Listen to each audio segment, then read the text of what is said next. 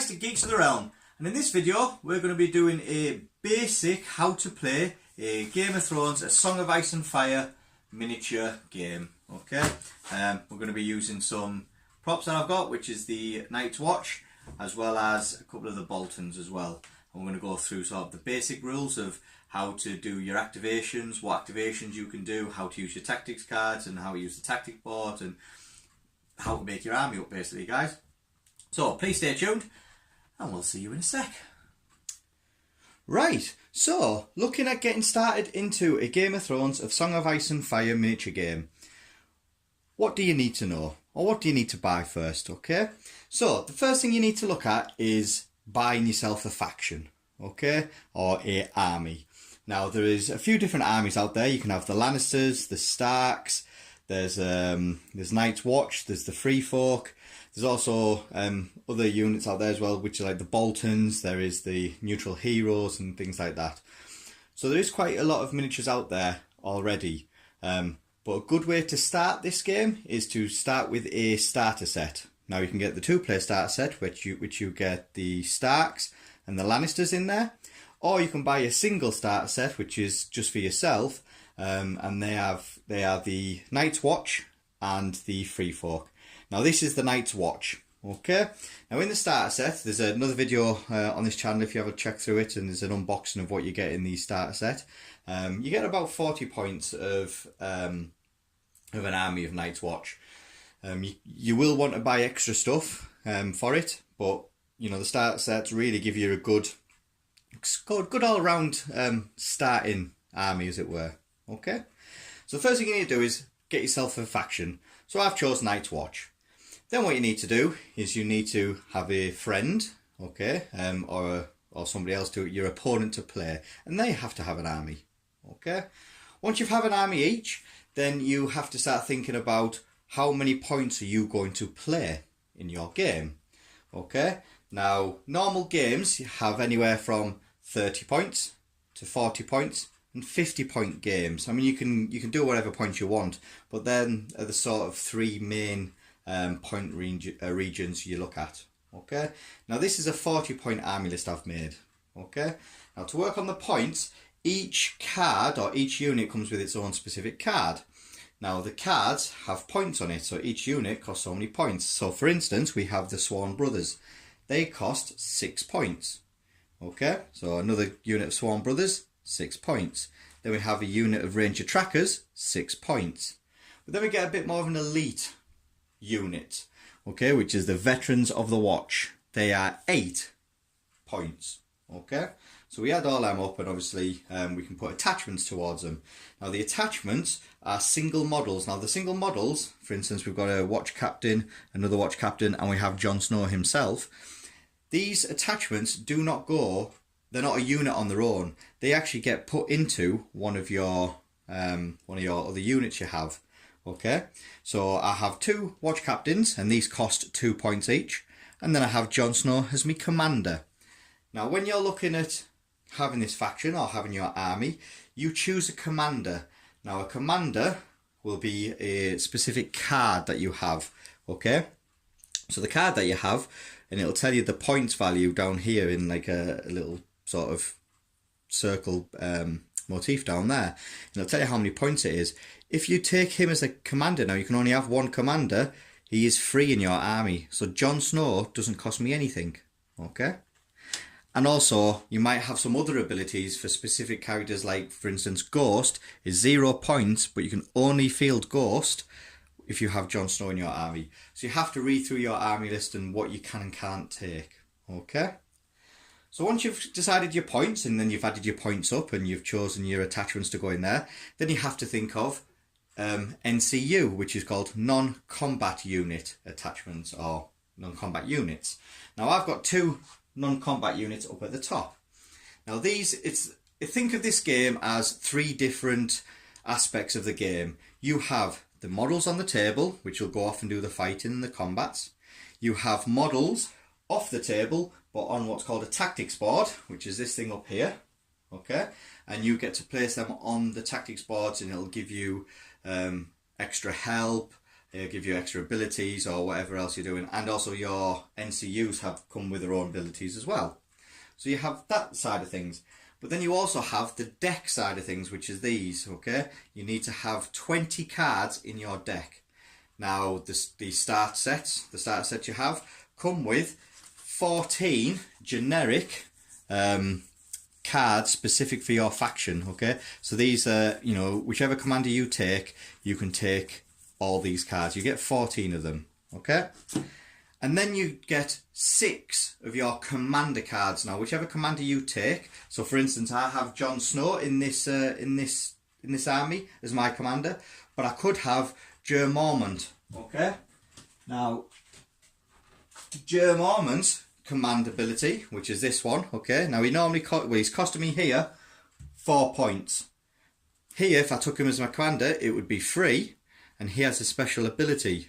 Okay, so if he's my commander, he would be able to give me this, and I'll be able to use his tactics cards in my tactics deck. But I'm not going to. I'm taking Jon Snow. Okay, so I have Jon Snow. So I've been able to take Jon Snow's tactic cards. Now you get 6 cards, and they're basically duplicates of each other. So there's 3 different cards you get. Okay, and you get 2 of the cards. And you add these to your tactics deck. Now obviously you put them in and you shuffle them all up, okay? So your tactics deck should consist of 20 cards. Now you get them obviously in the start set, and you don't have to worry about, oh, what am I going to take, what I'm not going to take, because they're all there. You don't need to pick and choose. That's the actual card you get. Now these tactic cards help you in the game, okay? And there's certain abilities that activate when certain things happen in the game, which we're going to go through as we're going through this video, okay? So we need 20 tactics cards. We need a set of dice. Now, like we said before in my previous videos for the unboxing, you get the faction specific dice if you buy the starter sets, which is brilliant. But if not, you just need a load of D6s. Okay, and then this one here is actually a D3.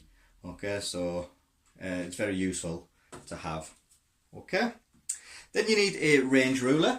Now these is 12 inches. Okay, but you have it because you've got long and short distance, and that determines, you know, your bow ranges and stuff that you can fire with. Okay, you then also get you need to get some terrain features, which are these here. Okay, now if you Kickstarter exclusive, you could have opted in to get the sort of 3D terrain features, so you actually get trees, your weirwood trees and palisades and palisades, your fences and stuff like that. But you get these in the starter set, okay, which is, you know, perfect for what you need it for. You just put them on the ground, and they all have special abilities, okay? So you need a few of them. And then you need a rule book, okay? Now the rule book comes again with your starter armies. Yep, depending which starter army you go for, it's themed for them. So this one is obviously the Night's Watch, and it's all illustrations of the Night's Watch. So you need this, not just for the rules, but for the actual games, the game modes at the back. Okay, and the game modes tell you what sort of victory conditions are and how to place your models and things like that. Okay, so you need one of them. Then you also need some tokens. Now in this game there's a lot of different tokens. You've got tokens for vulnerable, weakened, panicked, for your victory points. So you need some actual tokens, and again you get them in the starter set. Okay. And then once you've done that, you have the throne, okay, the throne marker, and all this marker does is basically give you an idea whose turn it is, okay. Now, that's what you need in, or getting ready to start, a Game of Thrones game, okay. Once you've got that, you can then choose your game you're going to fight against. So your opponent, you're going to pick a game. You can roll a dice to decide which game it is, and then you'll play that game. Okay. And what we'll do is we'll pick a game and we'll get set up, and I'll show you how to look at the movement, how you can move your characters, how you can move and shoot and charge and stuff like that. And that's what I'm going to go through. Okay, so see you in a sec.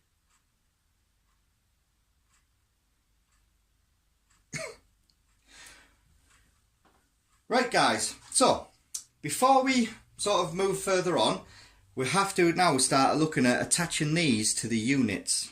Now how we attach our attachments to a unit is quite simple. All we do is we choose which unit we want to stick our attachments in. So for instance, this watch captain, I want to stick him in the Swan Brothers.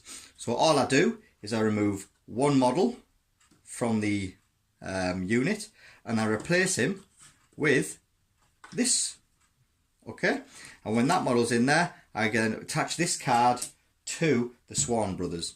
Okay, and I do that repeatedly. So I'm going to stick this one into there, so he's gone into there and that's moved up, and then I'll stick Jon Snow himself. Okay, he's going to go with the veterans. Okay, so Jon Snow has moved into there. So now we have 3 models that we don't actually need. Okay, so these can get put away in your plastic casing that it comes with. Okay, and that's it. Yep, we have our 2 NCUs at the top, keeping away with the tactics board, and then we have our combat units there with Ghost. Okay, so that's how we attach our units. Okay, now on the cards themselves, you have 2 sides. The first side will tell you the points of it and a bit of bump about the Swan Brothers, but then the other side is where all of the details are. Okay, so we have movement, which is the foot picture that tells you how far they can move in inches. Then they have the weapons. Now it's either a sword or, for instance, we have a sword and bow. The bow means ranged and the sword means short, but it also tells you on the opposite side, it gives you an explanation of what they do. Okay, so the picture goes over to the other side. Okay, so we have our melee. The black or the white number in the black circle will dictate what you need to roll to hit. Okay, and then we've got other 3 numbers. So we have a green, we have an amber, and we have a red. Green means your unit is full and you've got all ranks. Now, when we say all ranks, we mean we can have 3 guys gone, but we still have 3 ranks. Okay, because we still have a guy at the back. Yeah, as soon as I remove this guy, then we move down to 2 ranks. Okay, so that's what we mean by the ranks. Now let's stick them back. So if we had a full unit, we can roll 7 dice, needing 3s. So all we do is we take our 7 dice. Yep, 7 dice, and then 1, 2, 4, 6. Yep, 7 dice. We roll, and any 3s. Okay, so 1 and 2s go away. So we take the 1 and 2s and remove them, and any 3s are hits. Very simple. And then what they do is once you've done that, your opponent then gets to roll his saves. Now the saves for a character or a unit comes down to here, which is a shield. The save for the Swan Brothers are a 4+. So let's say Swan Brothers were attacking a Swan Brothers. I've just done 5 hits. I will then roll, yeah, and I need 4s, so I need 4+. So 1, 2s and 3s go away. Yep, so I've passed 3, 2 of them got through, so I take 2 wounds, okay? Or more wounds depending on what the extra bump is here, because different units have different abilities. So for instance, rolls of a 6 cause 2 hits instead of 1. Fair enough. Once you've done all that, you then take your morale tests. Now these morale is a 6+. So on 2 dice, I've got to beat a 6. Okay, so I roll it and I get, oh, snake eyes, never good. Okay, so I need to beat a 6. I get a 2, which means I fail it by 4, which means I take 4 wounds, which means 4 of my guys are removed off the board. Okay, and then there's always chance of putting them back when you're healing them, but it's yeah, it basically, morale is a big killer in this. Okay, a very big killer. But so that's how the cards read. Now obviously you do get extra abilities. So for instance, Okay, my ranger trackers, they have the ranged goal, the ranged shot, and we look at the range where it says they've got the picture, comes down at the picture of the bow, it says recurve bow, short range, which means I can only shoot enemies that are from there to there away from me. That's it, which is 6 inches. Okay, there is some units that do long range, but these ones do short range, so I must make sure I'm within short range to use that. It tells you then the cavalry, and it tells you how many wounds these models have. So each of my horses have 3 wounds each, and at the start of this unit's activation, it may make a free maneuver action. So there is specific rules for the different units you have. Okay, so you've got to make sure you read these. And then at the top, you've got like a bugle horn, yeah, like one of them horns you get. These make you have a specific rules again. So this is an order. It's called mark target. So at the start of a friendly turn, one enemy within line of sight and long range becomes vulnerable. Now putting condition tokens, so like vulnerable, panicked and weakened, are very crucial as well, because panic means you can get them to re-roll their morale tests. You get vulnerable, which means they can re-roll their saves that they make, and you or one or any of the dice of the saves. Okay, and weakened is you can get them to re-roll their attack dice. Okay, so again, these conditions you can put on through tactics boards, tactics cards, or information you've got. Okay, now that's the same with the rest of them. But when you've got attachments, you've also got to look at your attachment cards. Okay, so again, your attachment cards tell you who they are, turn it round, and they've got special abilities. Okay, so for instance, the watch captain has, and now my watch begins. At the start of round 1, reveal the top 3 cards of your tactics deck. So let's do that now. Say this is the first round, we shuffle these, we reveal the top 3. Okay, so we reveal them, yeah, and then out of this, you may select one vow card from among these cards to attach it to that unit. Return the rest to the tactics deck and shuffle them. So basically, I look through and go, right, which one do I want, or do I like the look of? I like the look of that one, so I'm going to attach it to them, so it stays with them. So they get that ability and the ability of your vow that you've got. These go back in here, and then you shuffle, okay? He still stays on there because you can have a certain amount of numbers. So he can actually give you extra stuff for your unit. So you're making your units a lot more powerful. Okay? That's the idea of having these attachments. And some attachments are just insane. Like for Jon Snow's, for instance, if he passes morale tests, okay, morale checks that he gets. Now the veterans have got a morale of 5, I think it was, top of my head. Yes, the morale of 5. If he rolls over a 5 on his 2 dice, he can heal. Jon Snow's ability is he can heal D3 wounds to that unit. So it's basically, if he's taking wounds, he's taking morale tests, there's a chance he could actually heal himself back up. So even if you've lost some in the combat part, when you do your morale test, they might come back because of Jon Snow. So he's very powerful. So you've got to sort of look at what your unit cards do. Moving on to our NCUs. Our NCUs have specific abilities as well. Okay, so I've got Aemon and I've got Germont. Now it doesn't matter who you've got because they've all got not the same abilities, but they've all got abilities specific for your army. Okay, so it tells you when you take when you claim a tactic zone, you know, something happens. Where Aemon's, when he claims the tactic zone, he can heal again. Okay, so these don't just go on there and that's it. These go onto your tactics board, giving your enemies conditions, maybe making you guys move an extra free move or doing a free attack, or getting the enemy to do a morale test. Okay, because there's, like I say, there's 5 zones, as it were, and each zone has its own special thing. So if you put a NCU on there, you know, you actually do that condition to whatever it says. So one of them, for instance, one enemy unit must make a panic test and suffer -1 to their rolls. So again, that's a good way of dishing out damage before, so you don't even have to do any attacks with it, you could just put a guy on there. So if Aemon went on that one, he'd heal D3, or he'd heal wounds onto a unit of my choice, but then he'll also make, you know, my enemy take -1 to their morale tests, their panic tests, sorry,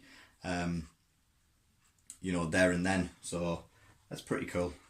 Okay, so that's what the units do and what the units for and how you attach the different units or the different attachments to the units. Okay, so what we're going to do is we're going to move into what activations you can do now.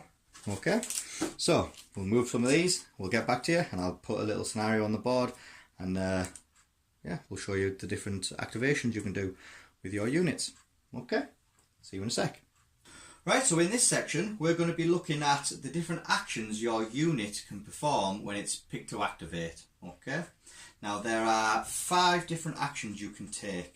There are the manoeuvre action, the march action, the retreat action, the attack action, or the charge action. Okay, so we'll do one at a time. So we'll look at the manoeuvre action first. So the manoeuvre action is quite straightforward. Okay, it's basically moving your move. Okay, and your move is this symbol up here, the foot symbol, and it tells you how many inches you can move. So that's 5.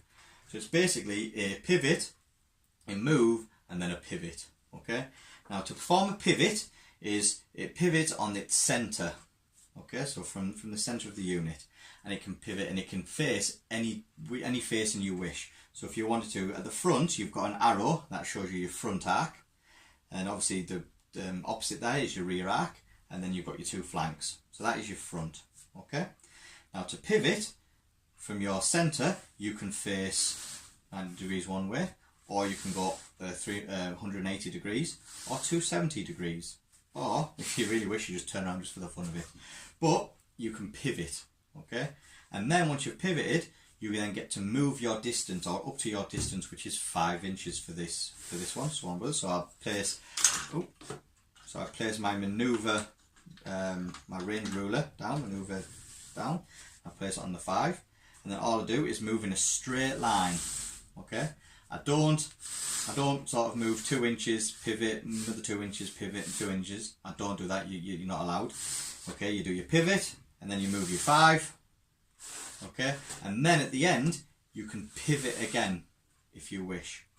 Now pivoting is really important because it can stop enemy units charging you in the flank or in the rear, because that obviously gives you negative to that negative to your saves and your panic test, and it can also get your enemy into the flank. So I say with this guy here, I can move up here and then pivot, and then I am going to be moving into their flank. So it gives you a sort of bit of bonuses for it. So manoeuvring is kind of key for this, guys. Alright?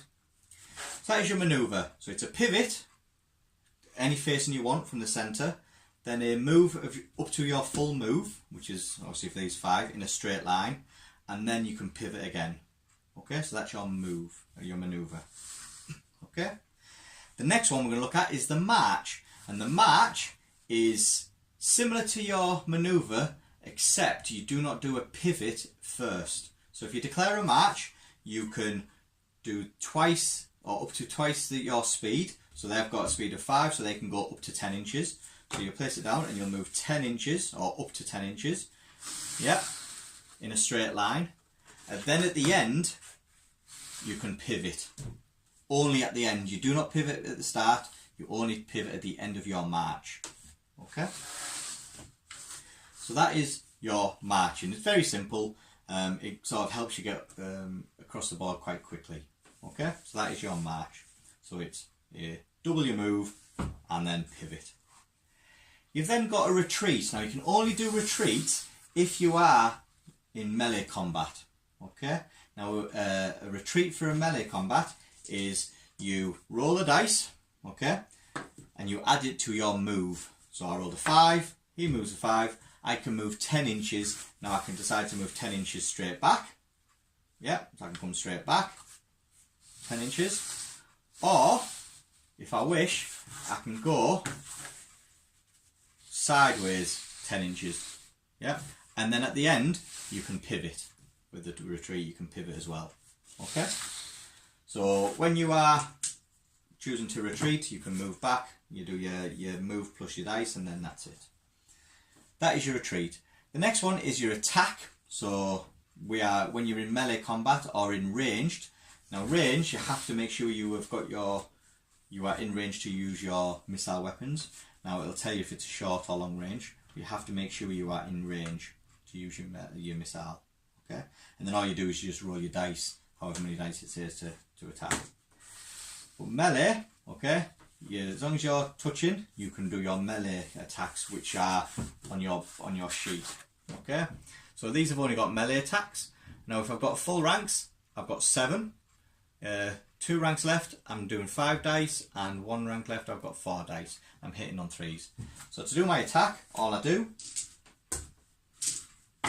is I get my dice. So I'm full rank, so I get my 7 dice, and I'm needing 3s to hit. Okay, so I haven't charged, I haven't done anything, I'm just stuck there, I'm just activating them that are in combat. So I just roll me 7 dice, and 1 and 2s go away. So 2, so I've missed with 1. Yep. So 1's missed, and I've attacked, so I've got 6 hits going through. Okay, but then I also look at my abilities that I've got for my melee attack. Now the ability I've got for my greatsword is critical blow and sundering. Critical blow allows me to my rolls of 6 cause 2 hits. So let's say this one was a 6 and this one was a 6, just for demonstration purposes. So according to the dice, I've got 6 hits so far, but 2 of them are actual 6s, so it means I add 2 to the hits because it's 1 for each 6. So I've actually done 8 hits with them dice. Okay, that's as a rule and we're doing. Okay, once you've done that, you then go to your opponent, and your opponent makes a save. Okay, so they have a save. So let's say they have. Where is it? Don't know where their cards is. Never mind. They've got a save of 5+. Okay, these are the Bolton Cutthroats. Okay, they've got a save of 5. But because I've got Sundering, it's -1 to their defence saves. So their saves of 5 goes up to a 6. So they're needing 6s on these 8 dice. So what they do is they'll roll their dice, and any 6s is a save. There is no 6s there, so they haven't saved any. So they will lose 1, 2, 3, 4, 5, 6, 7, 8. They will lose 8 models because each model's worth 1 wound. Cavalry units and monsters will have more than 1 wound, but these infantry have 1 wound. So they take 8 wounds, so that's 2 ranks destroyed. Okay, so then all they do is they just remove the models, okay, from the movement tray. After you've done your attack and they've done that, they then have to take a morale test. Now the morale for the cutthroats are a 7+. So all they do is, it doesn't matter how many models they've lost, they get 2 dice and they have got to match or beat their morale.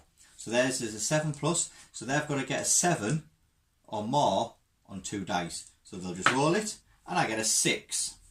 So 6 is not a 7. Okay, it's 1 away from a 7, so they will lose an extra wound. So they will take a casualty. Okay, they'll take a wound off it. There we go. There is a chance you can wipe out a full unit. Okay, if I rolled, snake eyes, yeah, then that would be 5 guys I'd be taking off, and they've only got 4 left. So I would have wiped the entire unit out, if depending on the roll. So the morale rolls, panic rolls are quite key as well. Okay, and that's it. That's how you resolve an attack, and you do your panic test as well. Okay, now there is stuff that will give you minuses to your saves and minuses to your panic. Okay, so for instance, if I charged this unit in the flank, when I charged them in the flank, I would get -1 to their defense saves because I'm attacking from the flank. Okay, and they'll take -1 to their panic saves because I'm attacking them from the flank. So their panic goes from a 7+, it'll go up to an 8+. So they'll roll the 2 dice and they've got to get over an 8, which we have there, we're fine. Okay, so you've got to worry about where you're going to charge and where you're going to attack to, because you can get bonuses for attacking from the flank.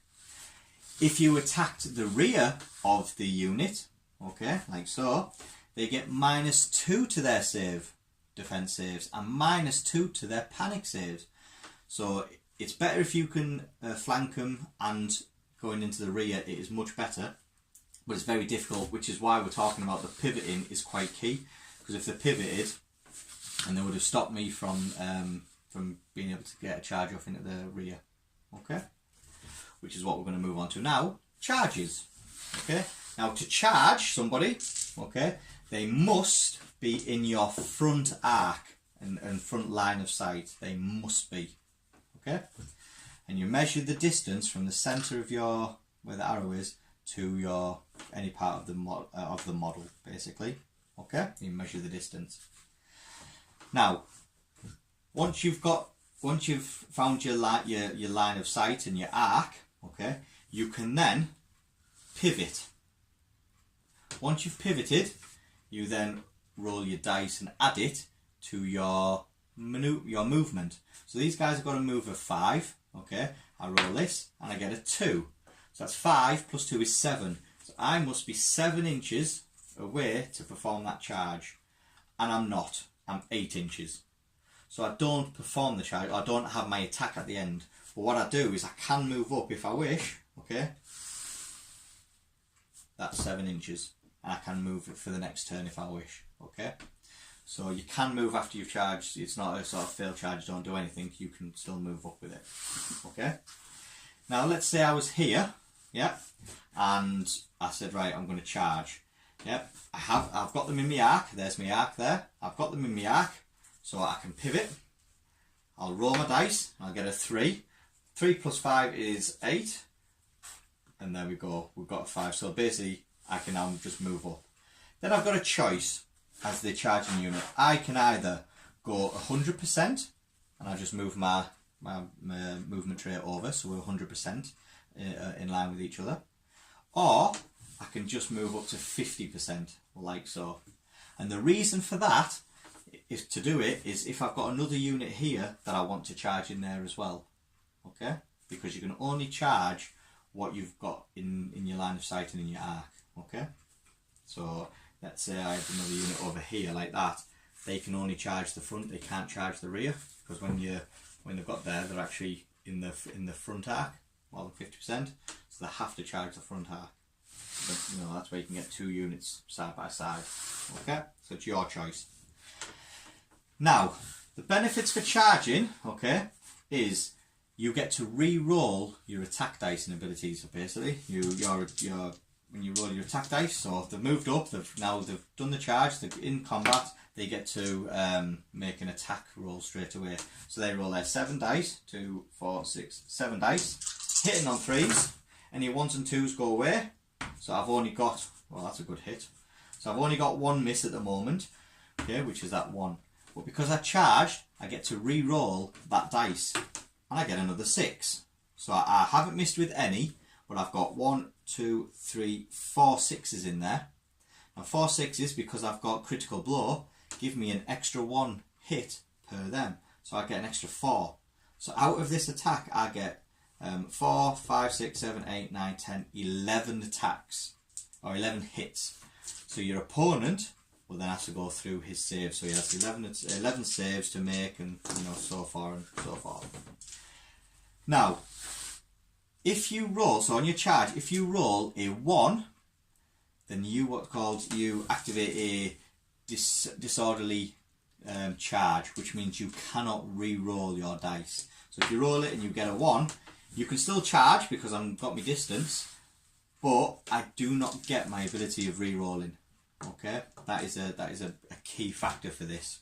Okay, that is your re-rolls. Obviously, you saw that I could have 11 hits there or 12 hits. Now, if I'm going to do it normally, there's 7. Okay, I don't get to re-roll that one, but I still get quite a lot of hits actually. So that's what, 3, 6, 7, 8, 9. So I only get 9 hits instead of the 11 because I can't get to re-roll. Okay, so you've got to make sure you are within that range, and you roll your dice to charge. And if you get a 1, it's a disorderly charge. Now, several things can complicate a charge. So your disorderly charge is that corpse's pal, because it'll trigger on a 1 or a 2 instead of just a 1. So you've got to be careful of that. Now, in the event the attacker rolls a 1 for this, okay, for the distance, they suffer the disorderly charge. They do not gain charge bonuses for the attacks, and the attacker may not play tactics cards for the remainder of the unit's activation. So if you're disorderly charged, you cannot play tactics cards, and you cannot re-roll for your charging bonuses. Okay, so you've got to be careful of that. Okay, that is your charging. Next one, okay, we're going to look at is we're going to move on into the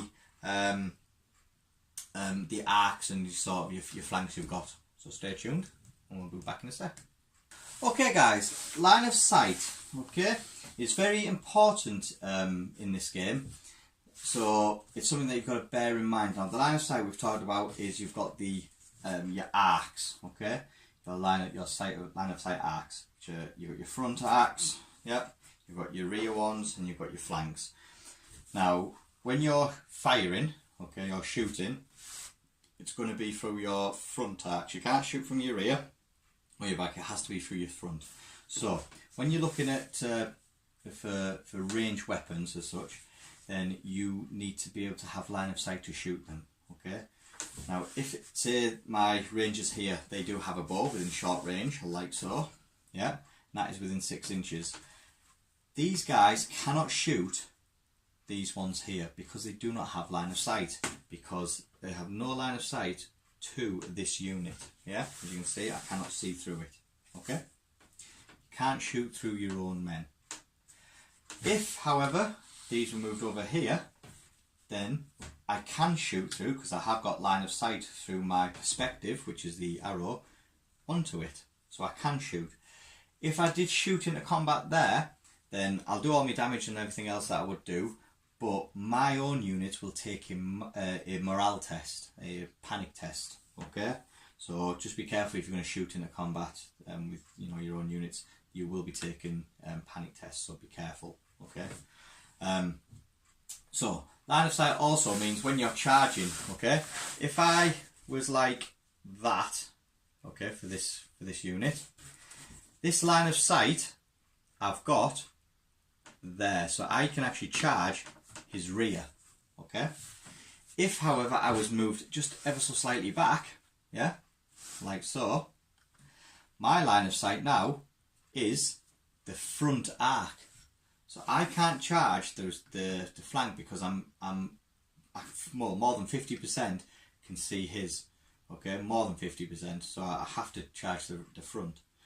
So you've got to be careful with this line of sight and manoeuvring, because you've got to be able to, if you want to charge the flanks, you've got to be majority in the majority of your front arc has to be within their flank. Okay, if it's 50-50, then you get to choose, but that it's more times than not. That's what I'm looking for. More times than not, you're going to have majority ruling it this way, guys. Okay. So that's your line of sight. It's quite simple. You can't shoot through your blokes or anything that blocks line of sight, and you've got to be able to shoot, or you've got to your line of sight from the front arc, and the front arc's always the one with the perspective arrow at the front. That's what we're looking for. Okay. So that is the line of sight talking about now. What we're going to do is we're going to move on, and we're going to talk about the next things. So I'll see you in a sec. Right. So in this section we're going to talk about morale tests and panic tests. Okay, now these can be quite nasty and very unfortunate if you fail your morale test by a lot, because it kind of devastating effects on you. Now your morale test and your panic test taken off your unit sheet, and it comes off down here, the yellow circle with a red flag inside it, and next to it you've got a number. Okay, to the right of it got a number. Now, for instance, these sworn swords are a 6+. Okay, so that's their morale, 6+. To take a test, okay, is if you're in melee combat and you've lost wounds, say, and you've lost your wounds during you take them from the back actually, you've lost wounds. When you've lost wounds from the melee attack, you have to take a morale test. Okay, and to take a morale test, you get 2 dice, you roll your 2 dice, okay. So I get a 11 there. You roll your 2 dice, and then you do any modifiers. So if they have stuff that give you -1 to your morale -1 to your panic test or -1 to your morale. If they give you a token, excuse me, like a condition token, which is called panicked, where you can get them to re-roll that panic test. So say these guys were panicked, you can say, right, I'm going to spend that token and I'm going to make you re-roll that panic, which now I've got a 4, okay, which is a lot worse. So you can do that with your different conditions you put on. Now, if you are in the flank of somebody, you get -1 to your panic. If they're in the rear, you get -2 to that. But at the moment, we're just head to head. So these guys have had a smash of these. They haven't done anything. They did have the panic token on it, say, and it made me re-roll. So I'm now down to a 4. I needed a 6+.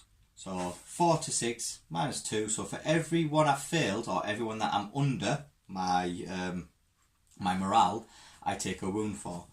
So my morale's 6. I've rolled a 4. That's a difference of 2. So I lose 2 more wounds. So 2 more guys go. Okay.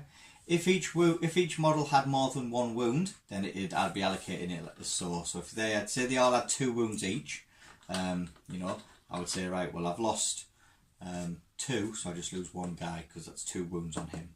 Okay, it's not models flee, it's wounds I've taken. Okay. Now there are a lot of things in the game that can give you minuses to your morale, to your panic save. So obviously the flank and the rear. If you have a corpses pal within short range of you, specific tactics cards come along and give you it. Also, you might have condition tokens on there, or a specific ability of a unit might give you -1 to your panic saves. So yeah, that's when you do your roll, then you re-roll, and then you do your minuses from it. Okay, that's how your panic test goes. Very, very simple. Okay, we'll move on to the next stage.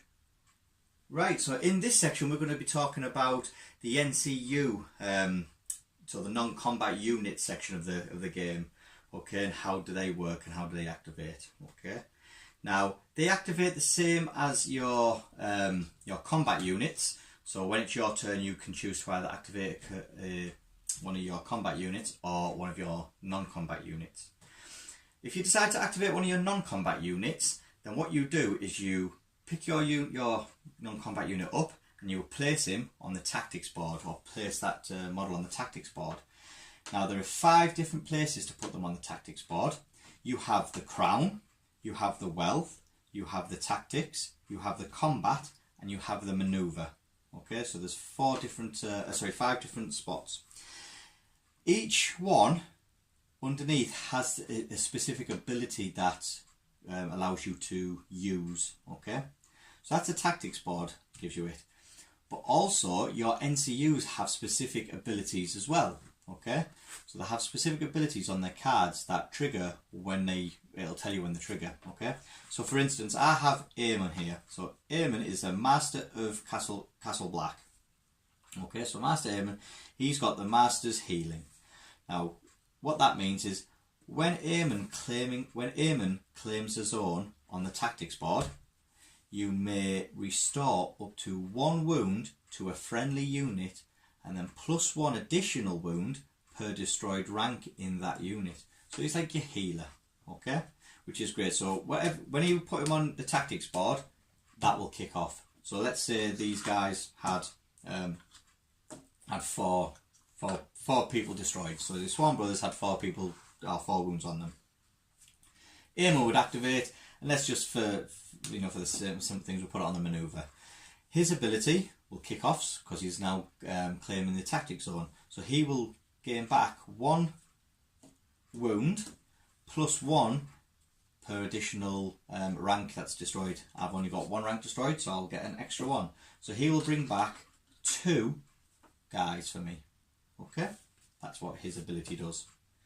Now, Geo Mormont, his ability is basically when he takes a zone, okay, on the tactics board, he's then got influence, and what that means is I can influence a unit.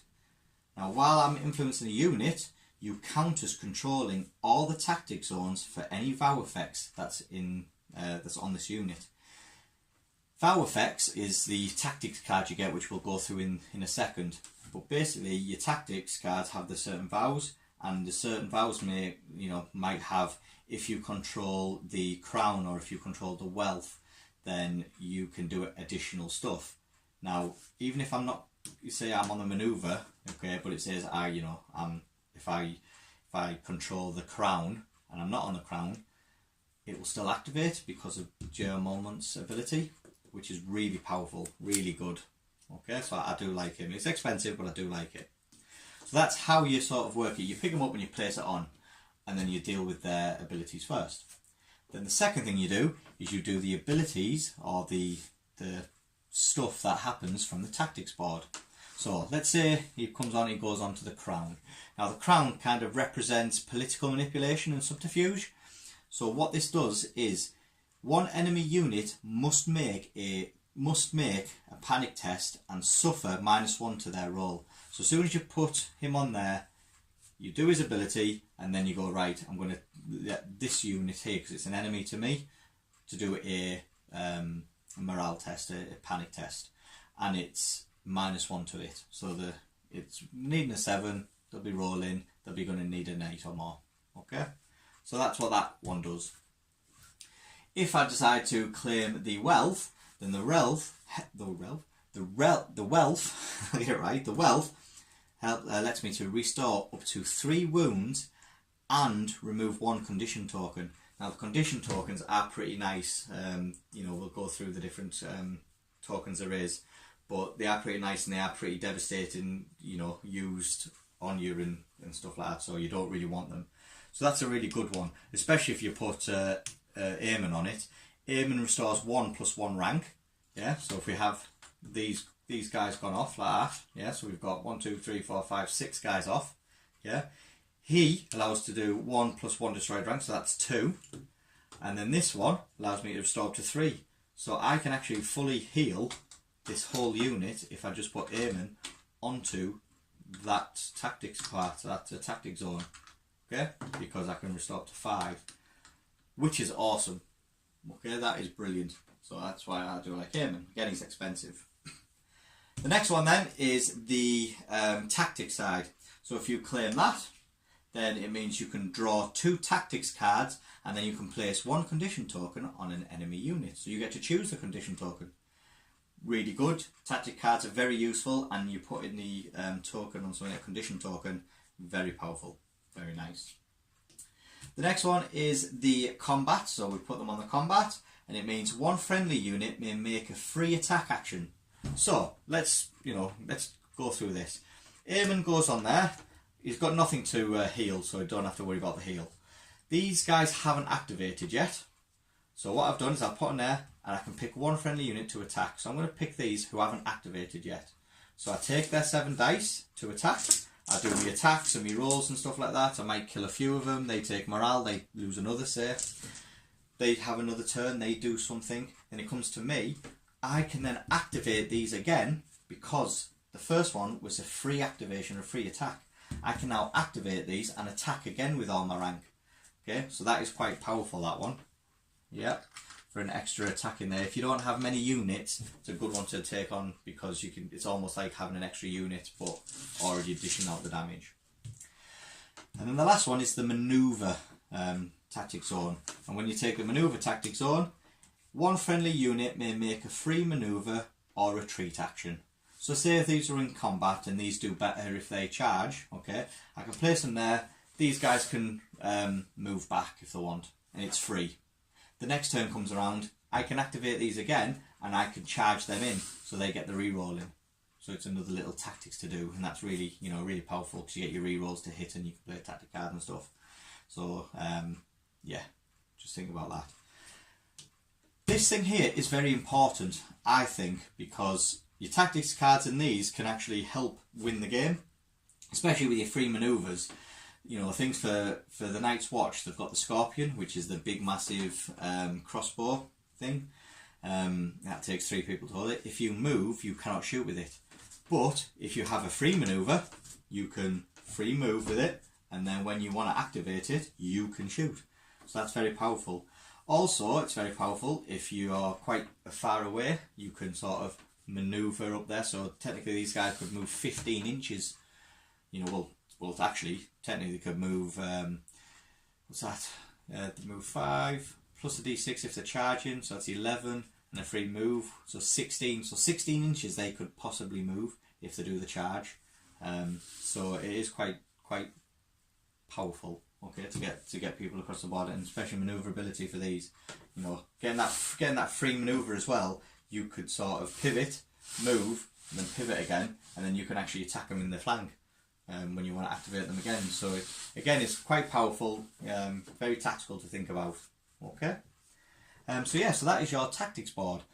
The next thing we're going to talk about is the tactics cards. Now the tactics cards that you get, you have, like I said before, you have 20 cards in your hand. Okay, you can't see what you have. Okay, they are placed face down, but you start off with 14 generic ones, and then you put your commander's cards in there, which is 6 commander's cards, and then you shuffle them. Okay, and then you place them down. Then you start with 3 in your hand, 3 cards in your hand. Okay, and then every turn you can draw up to 3. Okay, or if you get onto the tactics part of the board, you can draw another 2, so you can have 5 in your hand. Okay, in there, that's no problem. But to draw them out of your turn, you can only ever draw 3.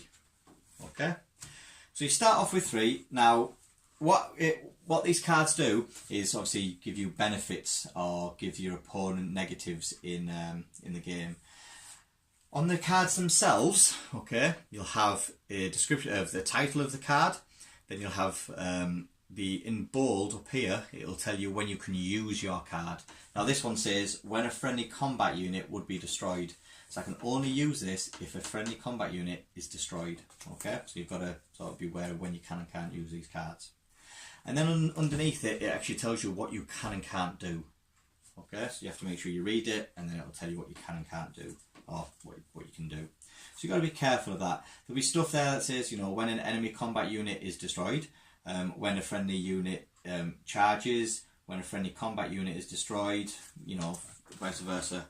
So these are very powerful, and you can use them to do all sorts. There's cards in there that allow you to, or for the Night's Watch, to block D3 hits automatically. There are stuff that, like the Lannisters, give you plus to your morale save. There is cards for the free folk that allow you to get rid of a card, a vow card, as well as that card you've just played, to search your deck and find another card you want. There is cards that allow you to bring stuff back. It's just ridiculous stuff, okay? But very powerful. So that's your cards you get, okay? Yeah. We'll move on to the next part, which is called attaching stuff to units. So you're attaching your attachments and how the attachments work. Okay.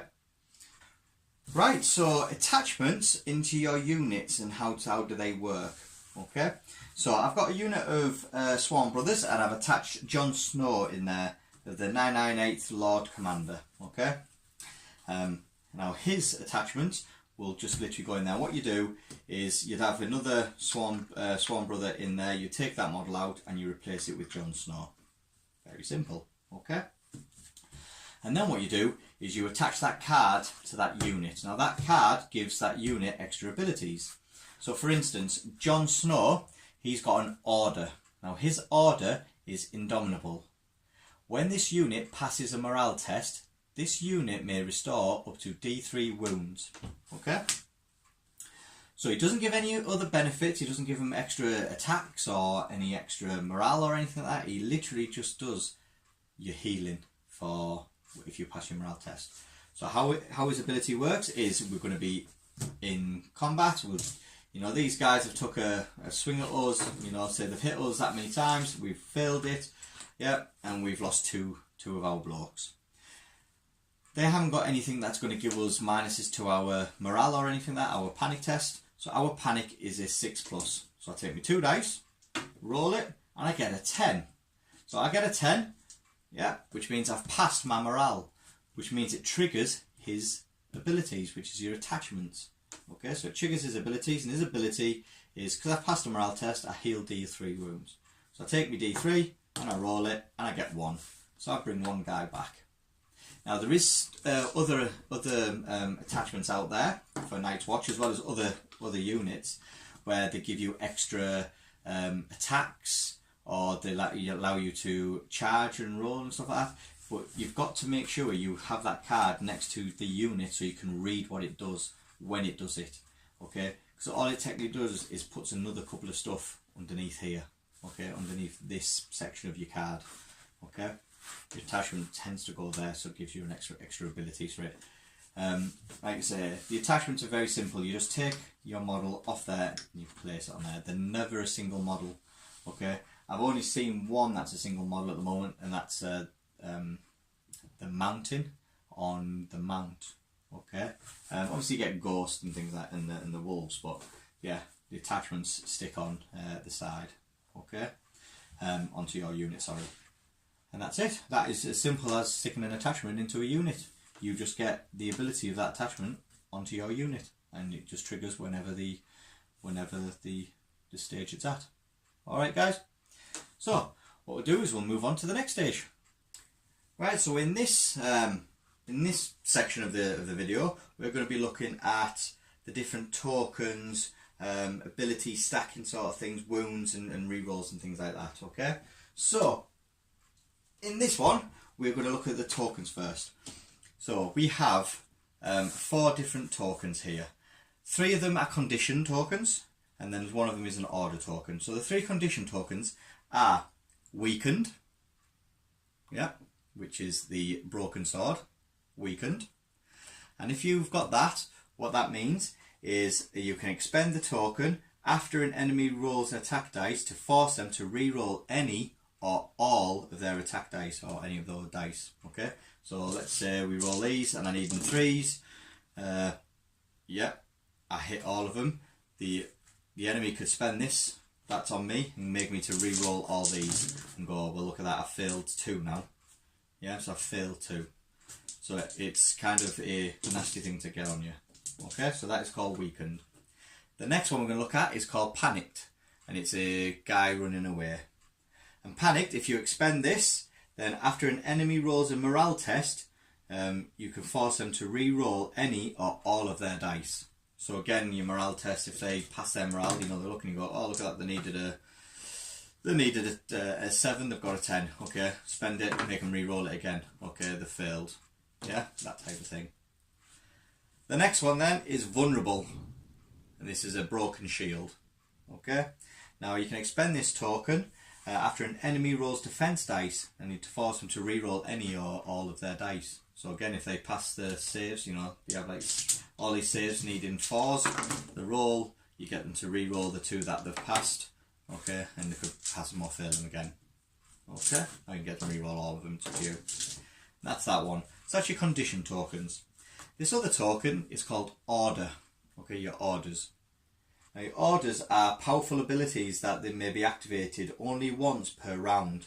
Now, each order's ability will be listed in the units, the cards they've got. Okay, and you can show them when they can actually be used. Now, once per order is used, it cannot be used again that round. Place the order token on the ability to show that it has been used.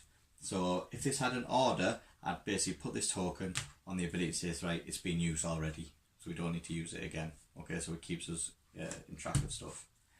Okay, the next thing is we're going to talk about is re-rolls. Okay, now the main thing is you cannot re-roll a re-roll.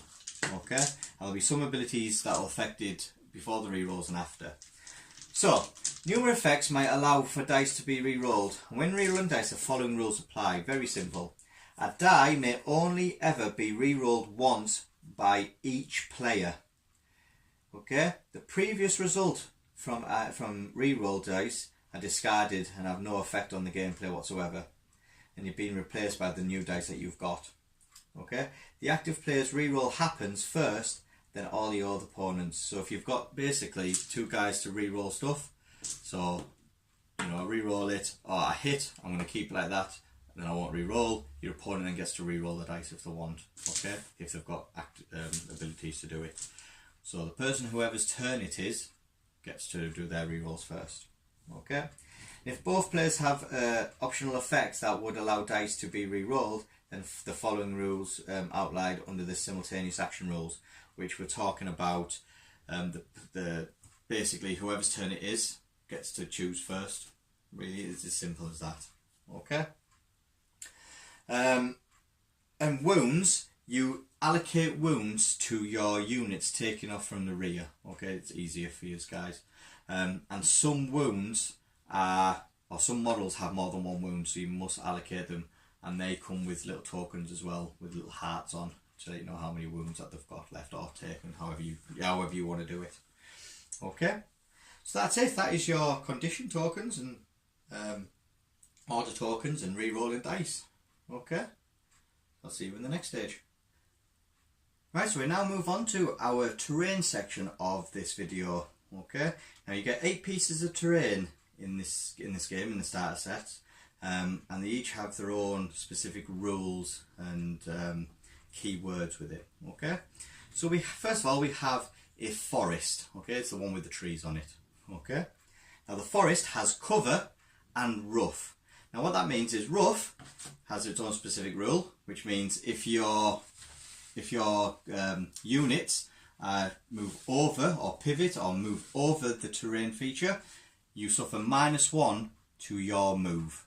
Okay, you can move through it, but it suffers -1. Okay, no problem.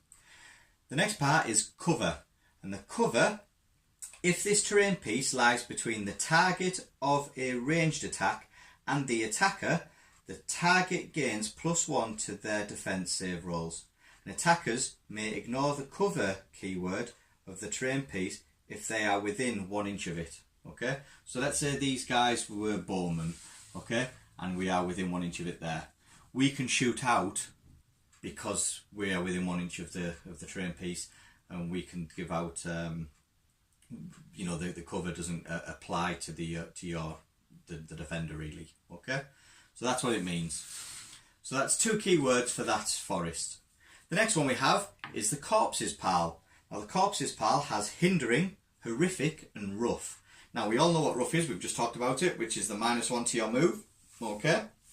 The hindering is units must roll 2 dice when charging through this terrain and select the lowest result. And also you trigger a disorderly discharge. Fuck off. Right guys, we're moving on to... Okay guys. Okay, so what we're going to do is going to move on to the terrain section now of this video, and it's all about the different terrain features you get within the rules, or the book, sorry. Okay, now you get 4 terrain pieces in the box. You have a forest, a corpses pal, a weirwood tree, a bog, a hedge, a low wall or ruined wall, a palisade and some stakes. Okay, now each of them have their own keywords and each of them have their own rules. Okay, so the forest has 2 rules, one cover and the other one rough. Now rough means if your unit passes over the terrain feature, okay, you -1 to your movement. So you can go through it, no problem, but it's -1 to your movement. The second part, which is the cover, and what the cover means is if this terrain piece lies between the target of an attack, of a ranged attack, and the attacker, then the target gains +1 to their defense saves. Now, attackers may ignore cover, okay, or the cover keyword of terrain pieces while they're within an inch of it. So basically, if these guys were bowmen, go up, stay still. If these guys were bowmen, it's got 2 hands, and they were within an inch like that, then they can ignore that cover save. So when they're shooting through, they don't have to take the opponent doesn't take +1 to their saves. Okay, that's what that one means. The next one is the corpses pal, and the corpses pal have got 3 keywords, which are 3 rules for it. Rough is one of them, which we know the -1 to your movement. Another one is hindering, and hindering is basically if you're moving over it, you roll 2 dice when you're charging, so you roll 2 dice, and you take the lowest, okay, for it, and you will trigger a disorderly charge on rolls of a 1 or a 2, okay. The third thing is called horrific, and horrific means, if I'll move this over so I don't drop them, if a unit is within short range of a corpse's pal, then they take -1 to their panic tests, okay. That's it. So you get -1 to their panic tests. Okay. The next one we'll look at is the Wayward Tree. Now the Wayward Tree only has one keyword and one rule, and it's basically inspiring. While you are within short range of this, you get +1 to your panic saves, your morale, basically. Okay. Then you get the Bog, and the Bog has got 2 keywords or 2 rules. One of them is rough, which we know about, -1 to your movement, and the other one is hindering. You take your 2 dice when charging, take the lowest, and you trigger a disorderly charge on a 1 or a 2. Okay. Then we have these 4 smaller ones here. Now we'll start with the Stake. Now the Stake has 3 rules. They have dangerous. Now that's a new one, and the dangerous is units crossing or ending a move on this terrain piece suffer D3 +1 wounds. So you might take a minimum of 2 wounds, or you'll take a maximum of 4, just by moving over it. They have then got another rule, which is called destructible. And destructible means that this terrain piece is removed from play if a unit crosses or ends a move on top of the terrain piece. So as soon as you move across it or land on it, it gets taken off the board. Okay. The third one then is hindering, which is my 2 dice, take the lowest when you charge in, and you trigger a disorderly charge on a 1 or a 2. Okay, that's that one. The next one is the Palisade, and the Palisade has 2 rules. They have block line of sight and impassable. The block line of sight may not be traced, or line of sight may not be traced through this terrain piece by units not inside the terrain piece. So you can't, if you had, I don't know, let's say this was there and you had Ghost there, Ghost couldn't charge because it's not line of sight, you'd have to manoeuvre around here first, okay?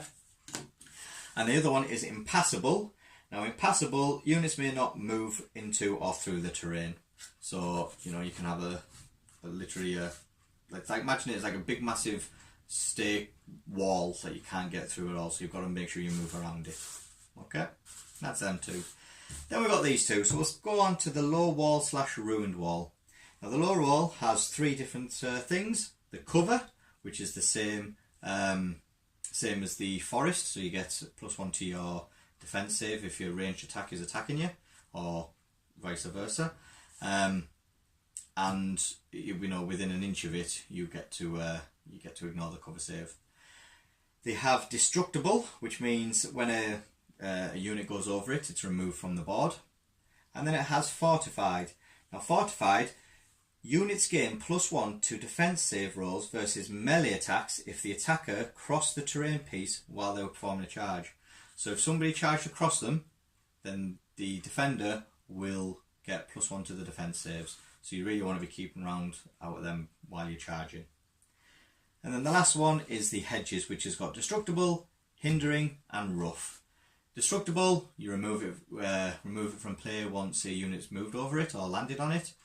The hindering, you roll 2 dice, take the lowest when you're charging, and you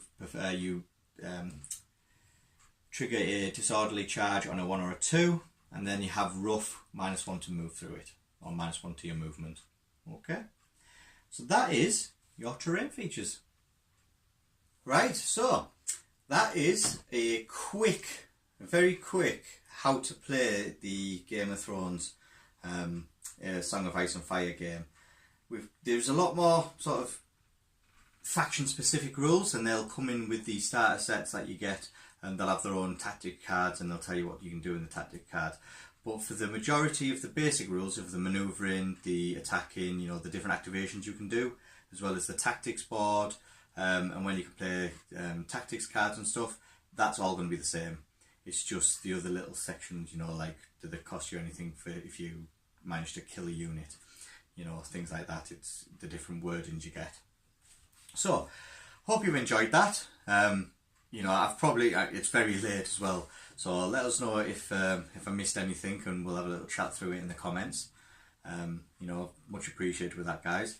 But yeah, please don't forget to subscribe and like this video, and if you want, click the notifications, because we're going to try and get some battle reports now. We've got some Boltons to do, we've got some Free People and Night's Watch, and you know, all the other factions we've got in. We're going to try and do some battle reports and show you guys how we play it. Okay, so apart from that, hope you take care of yourselves, and I'll see you soon.